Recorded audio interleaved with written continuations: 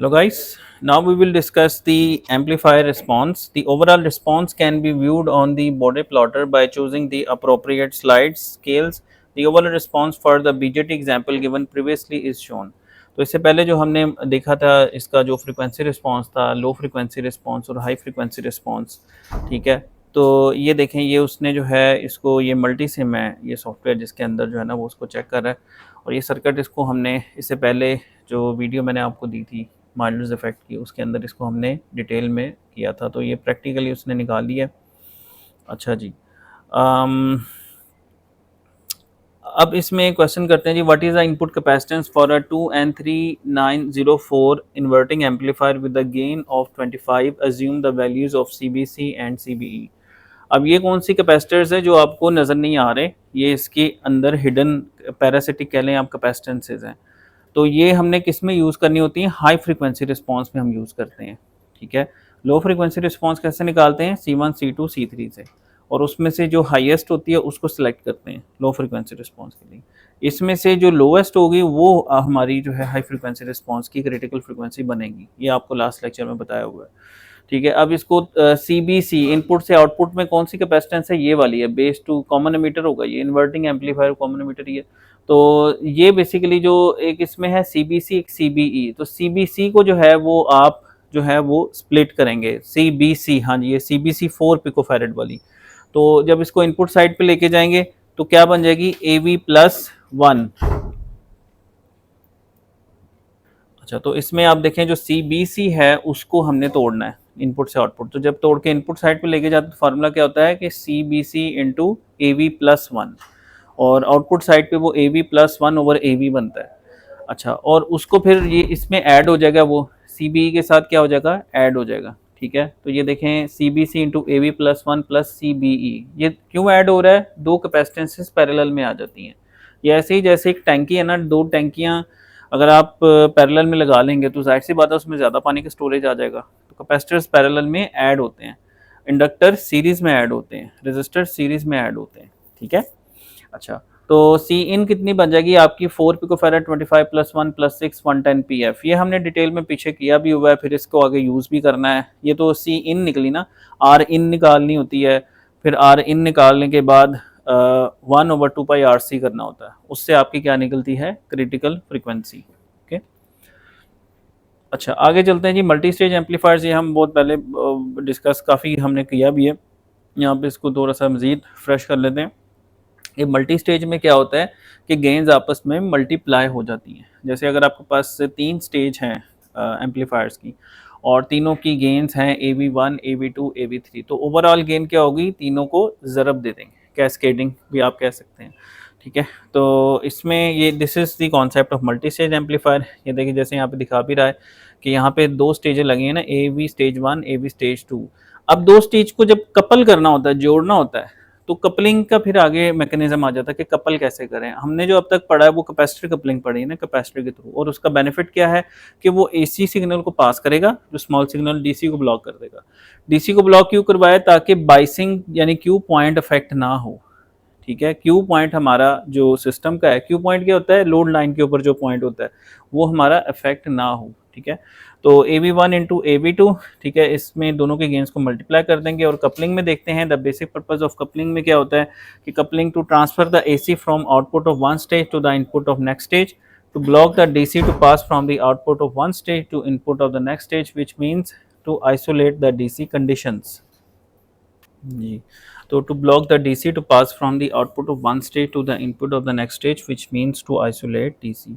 अब इसमें हम देखते हैं coupling, joining one amplifier stage with the other in cascade using coupling devices form a multi-stage amplifier circuit। There are 4 basic methods of coupling using these coupling devices such as resistors, capacitors, transformers। Let us have an idea about them। अच्छा जी, resistance capacitance coupling यही ज़्यादा use हो रही है। This is the mostly used method of coupling form using simple resistance capacitor combination. The capacitor which allows AC and blocks DC is the main coupling element used here। The coupling capacitor passes the AC from the output of one stage to the input of next stage while blocking the DC components from DC bias voltages to affect the next stage, ठीक है, यही हम कर रहे हैं ना, जिसमें AC signal pass हो रहा है एक स्टेज से दूसरे स्टेज पे, लेकिन डीसी ब्लॉक हो रहा है। ठीक है, इम्पीडेंस कपलिंग भी एक होती है, the coupling network that uses inductance and capacitance as coupling elements can be called as impedance coupling network. In this impedance coupling method the impedance of coupling coil depends on its inductance and signal frequency which is G omega L. ठीक है, this method is not so popular and is seldom employed. Next आती है जी transformer coupling. This coupling method the coupling method that uses a transformer as a coupling device can be called as transformer coupling. There is no capacitor used in this method of coupling because the transformer itself conveys the AC component directly to the base of the second stage. इसमें transformer काम ही AC पे करता है, आपको पता है। तो अच्छा, the secondary winding of the transformer provides a base return path and hence there is no need of base resistance, उसकी भी ज़रूरत नहीं है। This coupling is popular for its efficiency and its impedance matching and hence it's mostly used. Transformer coupling भी काफ़ी ज़्यादा use होती है। डायरेक्ट कपलिंग में अगर डायरेक्ट कपल कर दो, लेकिन इसमें फिर वो इशू बन सकता है। ठीक है, if the previous amplifier stage is connected to the next amplifier stage directly, it's called as direct coupling. The individual amplifier stage bias conditions are so designed that stages can be directly connected without DC isolation. यानी इसमें फिर designing पे depend करेगा कि ऐसा ना हो कि आप जो है वो कनेक्ट कर रहे हैं अपना एक स्टेज को दूसरी स्टेज के साथ, तो उसे डीसी इफेक्ट ना हो। अगर तो नहीं हो रहा तो फिर तो आप डायरेक्ट कपल भी कर रहे हैं, कोई इशू नहीं। The direct coupling method is mostly used when the load is connected in series with the output terminal of the active circuit element, for example headphones, loud speakers etcetera.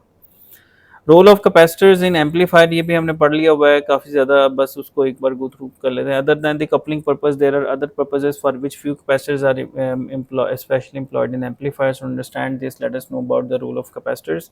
Input capacitor C in the input capacitor C in presents at the initial stage of the amplifier which couples AC signal to the base of the transistor. This capacitor is, if not present, the signal source will be in parallel to the resistor R2 and the bias voltage of the transistor base will be changed. वो biasing को बचाता है ये capacitor Cin. However, Cin allows the AC signal from source to flow into input circuit without affecting the bias conditions. Cin की वजह से क्या होता है कि biasing effect फिर नहीं होती। अच्छा, एमिटर बाईपास कैपेसिटर जो कि एमिटर रेजिस्टेंस को बाईपास करता है, क्योंकि इससे गेन बढ़ जाती है ना, क्योंकि ये गेन पे बटन में आती है ये इसकी वैल्यू। ठीक है, लेकिन इसका फ़ायदा ये होता है कि आपकी आर इन बढ़ जाती है, यानी इनपुट रेजिस्टेंस आपकी क्या हो जाती है, बढ़ जाती है। The emitter bypass capacitor is connected in parallel to the emitter resistor. It offers a low reactance path to the amplified AC signal. In the absence of this capacitor, the voltage developed across RE will feed back to the input side, thereby reducing the output voltage. Thus, in presence of the CE, the amplified AC will pass through it. अच्छा, एक coupling capacitor कौन सा है जी, ये CC the capacitor. CC is the coupling capacitor that connects the two stages and prevents the DC interference between the stages and controls the operating point. वही बात, this is also called blocking capacitor because it does not allow the DC voltage to pass through it. In the absence of this capacitor, RC will come in parallel with the R1 of the biasing network of the next stage, thereby changing the biasing conditions। वही बात बार-बार कर रहे हैं। तो basically तीन capacitor C1, C2, C3। C1 और C3 क्या है, कपलिंग कैपेसिटर हैं, और C2 क्या था, वो बाईपास कैपेसिटर था, RE को जो बाईपास करता है। और बाकी दो कैपेसिटेंस और थी, CBE और CBC, जिसको तोड़ के हम हाई फ्रीक्वेंसी रिस्पॉन्स निकालते थे। तो ये है जनाब कैपेसिटर्स का इसके अंदर जो ट्रांजिस्टर के अंदर जो उसका रोल है। अच्छा, आगे चलते हैं जी। कॉमन कलेक्टर एम्पलीफायर, ये भी हमने डिस्कस काफ़ी कर लिया है, वन बाय वन हमने इसको प्रूव भी किया हुआ है कि इसकी कॉमन कलेक्टर की जो वोल्टेज गेन है वो लेस दैन यूनिटी, इसकी करंट गेन होती है, वोल्टेज गेन इसकी लेस दैन यूनिटी होती है, 0.996 या 0.96। It is not suitable for intermediate stages. Common base की क्या होती है, वोल्टेज गेन ज़्यादा होती है, करंट गेन नहीं होती इसकी। ठीक है, its current gain is less than unity, hence not suitable for cascading. अच्छा, कॉमन एमीटर एम्पलीफायर, इसकी दोनों गेन्स अच्छी होती हैं और मतलब इसकी पावर गेन भी ज़्यादा होती है। It's voltage gain is greater than unity, voltage gain is further increase by cascading. Total amplifier frequency response for multi-stage amplifiers, the individual stages have an effect on the overall response. In general, different cutoff frequencies, ये हमने कर लिया ना कि dominant कौन सी होगी। अगर आपका जो फ्रीक्वेंसी रिस्पांस था उसमें लो में ज़्यादा वाली रखनी है और हाई में कम वाली रखनी है। ठीक है, in general with different cutoff frequencies the lower dominant cutoff frequency is equal to highest FCL, वही वाली बात, and the dominant upper critical frequency is equal to the lowest cutoff, यानी जो lower side पे आपने बड़ी बड़ी वाली लेनी है highest और हाई साइड पे आपने लो वाली लेनी है, तो उससे आपका अंदर का जो फ्रीक्वेंसी रिस्पॉन्स है वो बैंडविड्थ आपके अंदर निकल आएगी उसकी रिस्पॉन्स की।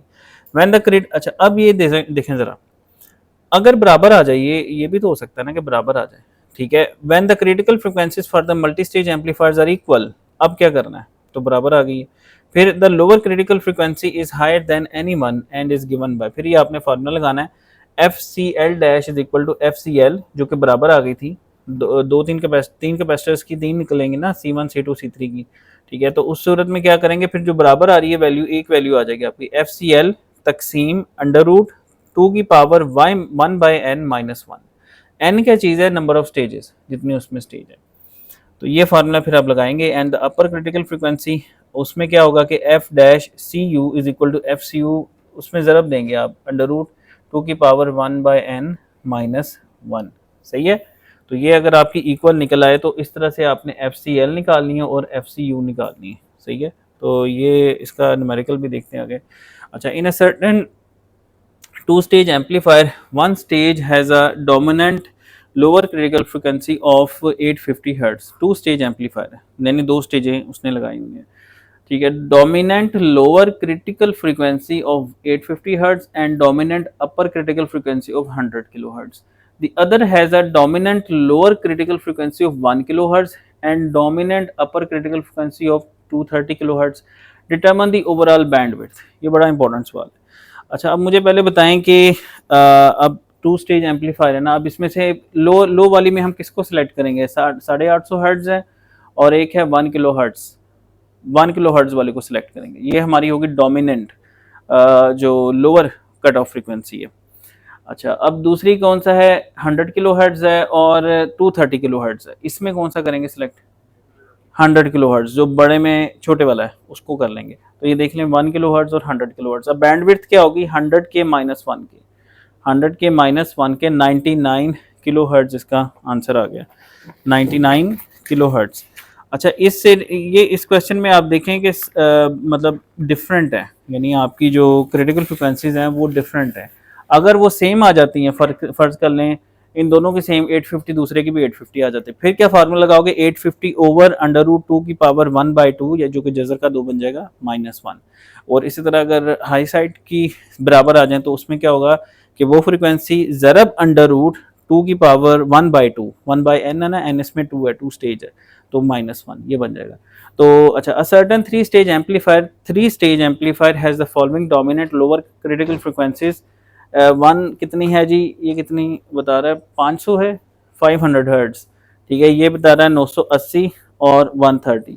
अब इसमें जो बड़े वाली है वो सिलेक्ट कर लें, यानी 980 हर्ट्ज आपकी जो है ना इसमें हो जाएगी। What is the overall dominant lower critical frequency, 980 होगी इसमें, 980 हर्ट्ज लोअर साइड पे। अच्छा जी, अब नेक्स्ट क्वेश्चन देखते हैं जी। Both stages in a two stage amplifier have a dominant lower critical, ये लिखें आगे क्वेश्चन। 500 हर्ट्ज है, दो स्टेज हैं और दोनों की 500 हर्ट्ज आ रही है लोअर, तो अब ओवरऑल क्या होगी, 500 डिवाइड अंडर रूट 2 -1, ये बन जाएगा। ये देखो 500 डिवाइडेड अंडर रूट 2 -1, तो ये तकरीबन 776 हर्ट्ज आ गया।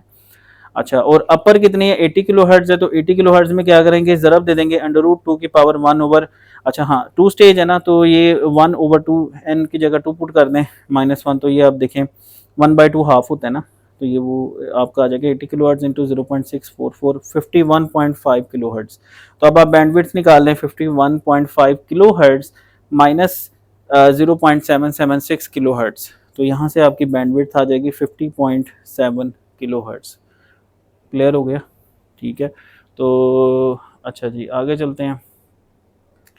कैस्कोड एम्पलीफायर, एक ये टॉपिक बड़ा इंपॉर्टेंट है। कैस्कोड में क्या होता है जी, while a common base amplifier is known for the wider bandwidth than common emitter configuration, the low input impedance जो कि 10 tens of ohms होती हैं of the common base is the limitation for many applications। इसके input resistance कम होते हैं, हमने discuss किया था।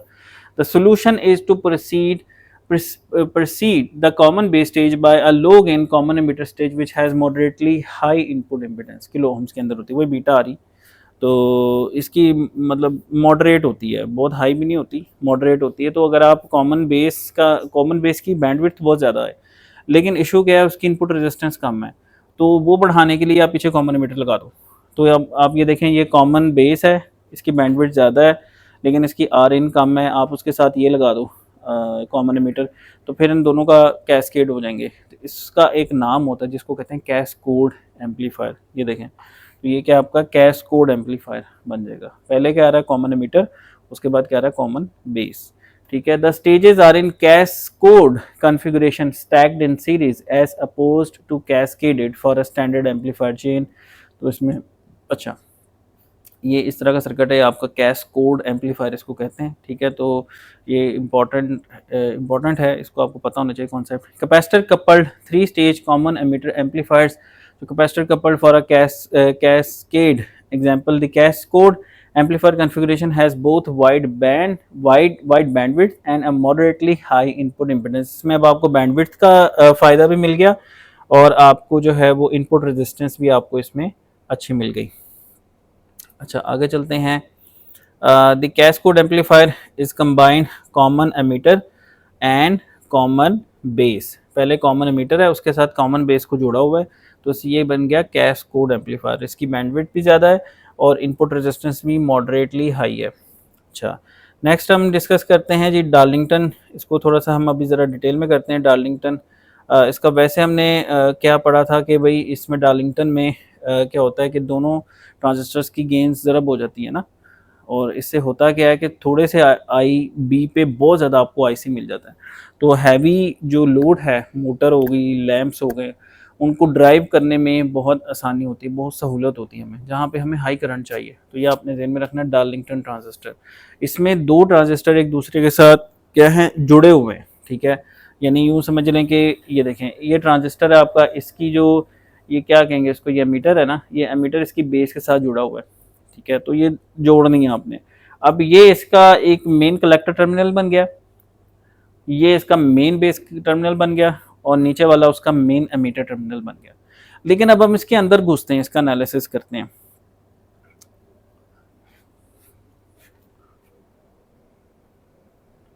यार ये देखें, अब इसका जो हम अगर इसको कहें TR1 TR2, TR1 ये पहले वाला ट्रांजिस्टर, ठीक है, Q1 भी कहीं जब लिखा होता है, और ये TR2 दूसरा ट्रांजिस्टर, ठीक है।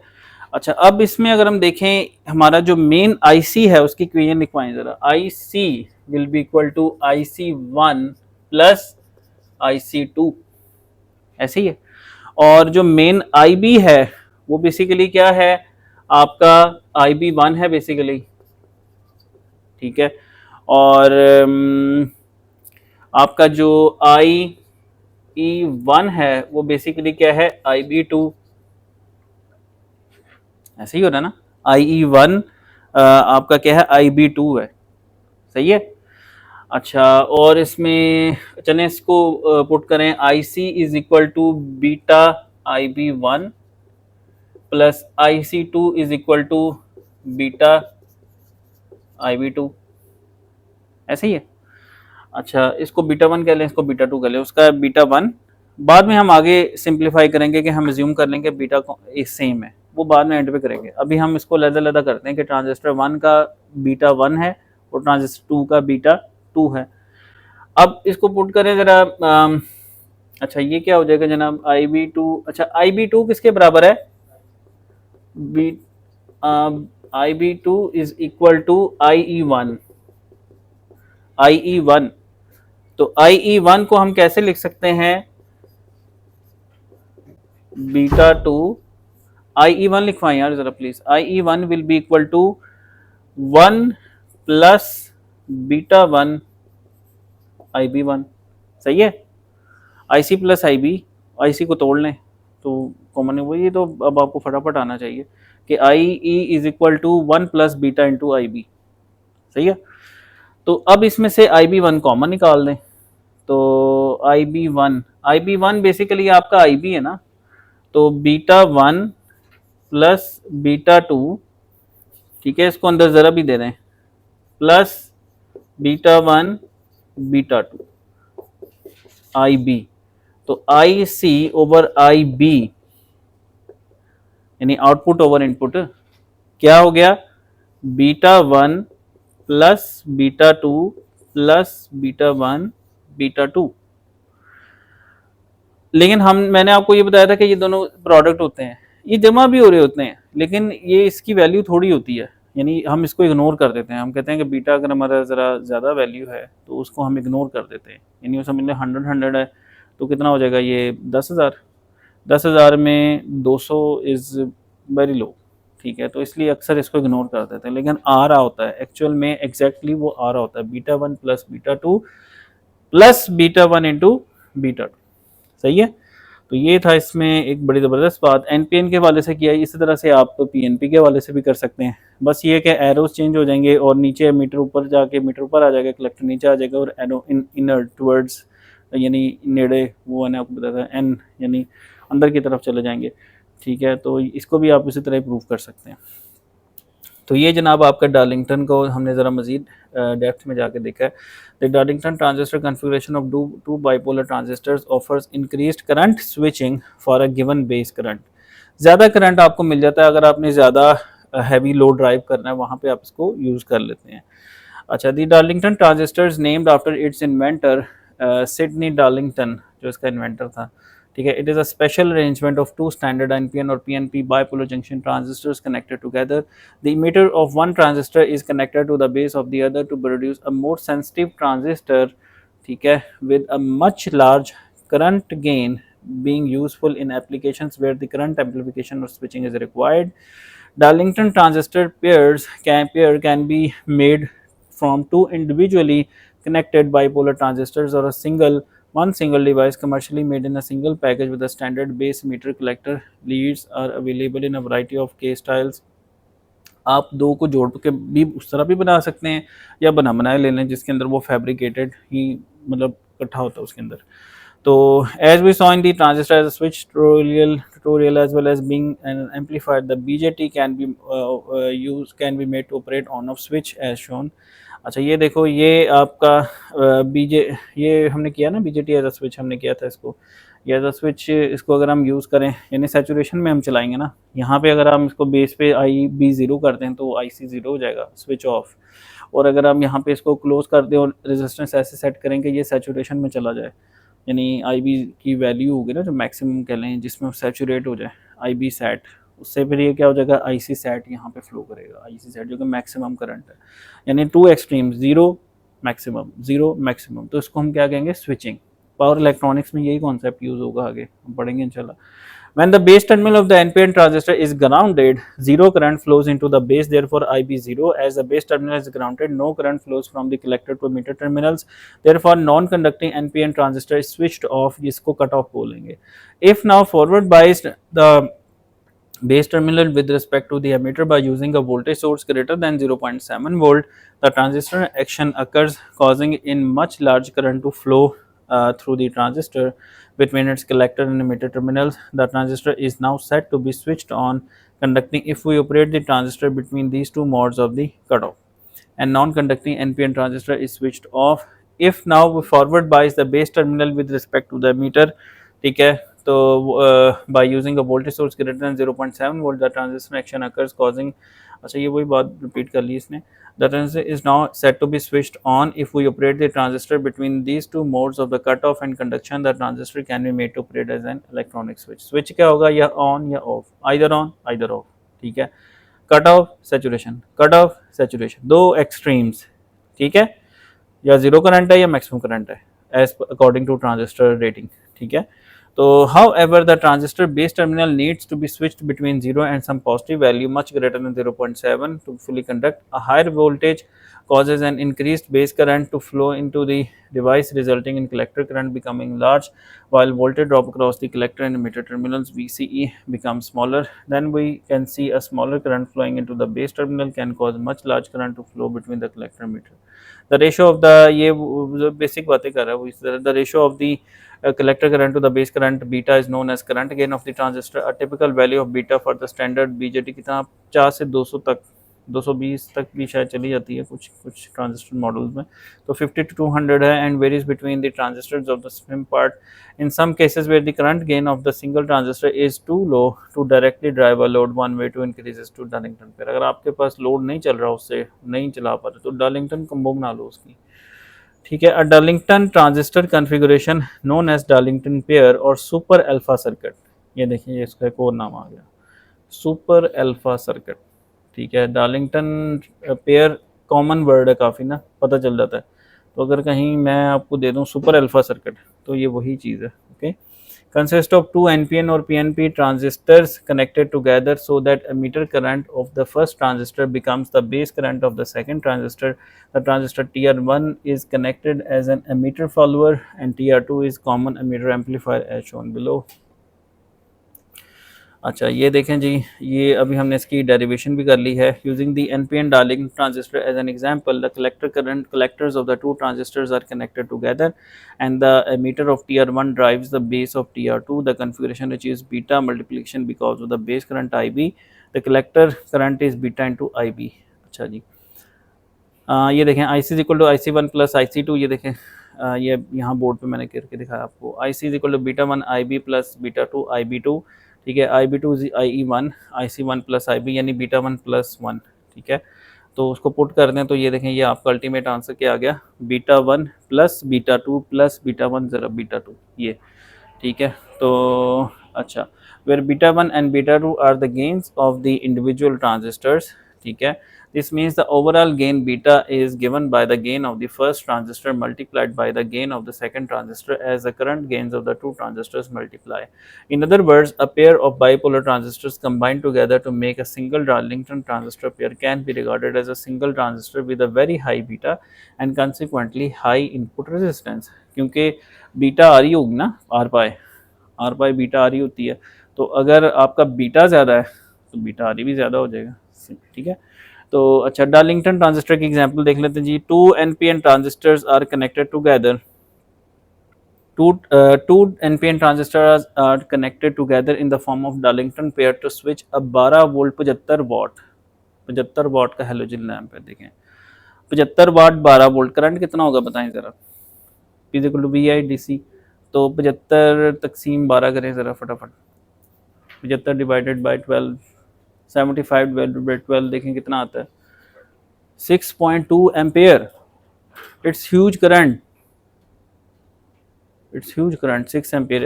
एक इंसान को मारने के लिए 1 एम्पेयर बहुत होता है, 1 एम्पेयर से वो उसकी डेथ वाक़ हो सकती है। 6 ampere is a big current. Okay, in electronics, if the forward current gain of the transistor is 25 and the forward current gain beta of the second transistor is 80, तो करें हाँ ज़रा मल्टीप्लाई, 25 मल्टीप्लाइड बाई 80, 2000 है। अच्छा, अब हमने आई B अगर निकालना हो तो आई सी अब हमारा कितना है, अभी आपने निकाला था 6 पॉइंट कितना, 6.25, 6.25 को तकसीम करें 2000 से,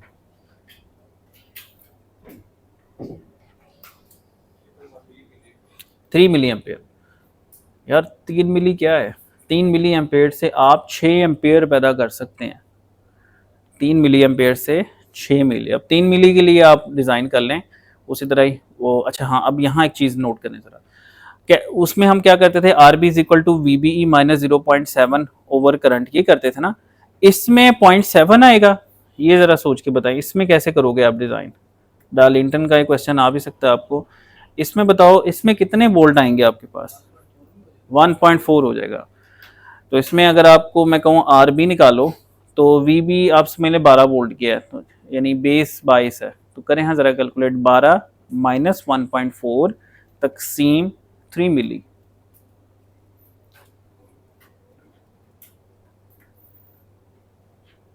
फटाफट बता दो, 3.5 किलो। तो 3.5 किलो ओम की रेजिस्टेंस आपको बेस पे लगानी पड़ेगी। उससे क्या होगा, 12 वोल्ट के साथ कितने मिली एम्पेयर फ्लो करेगा, 3 मिली। उस 3 मिली से आउटपुट पे 6 एम्पेयर करंट फ्लो करेगा, जिससे आप आगे ये हेलोजन लैम्प चला सकते हैं। सही है, ठीक है। अच्छा जी, 6.25 एम्पेयर, तो बीटा वन बीटा टू, अच्छा आप एग्जैक्ट कर लें तो एग्जैक्ट में ही आपका बीटा 2100 समथिंग बन जाता है, 2105। हमने डायरेक्ट कर दिया था, वो भी सही है। तो वो अप्रॉक्सीमेटली हो जाएगा beta one plus beta one ज़रा beta two plus beta two, ये आ रहा है आपका 2105।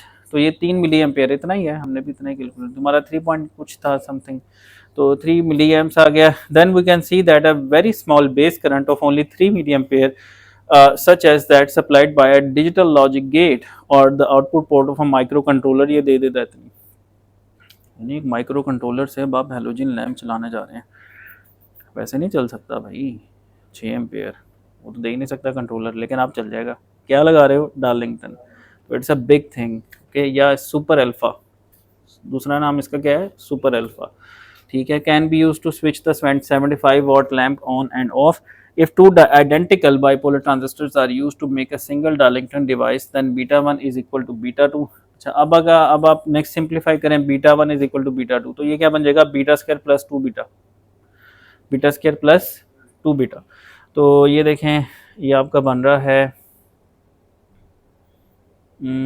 अच्छा जी, बीटा स्क्वायर प्लस 2 बीटा। अब 2 बीटा को आप इग्नोर भी कर सकते हैं, बीटा स्क्वायर है। Generally the value beta square is much greater than that of the 2 beta, in which case it can be ignored to simplify the maths a little.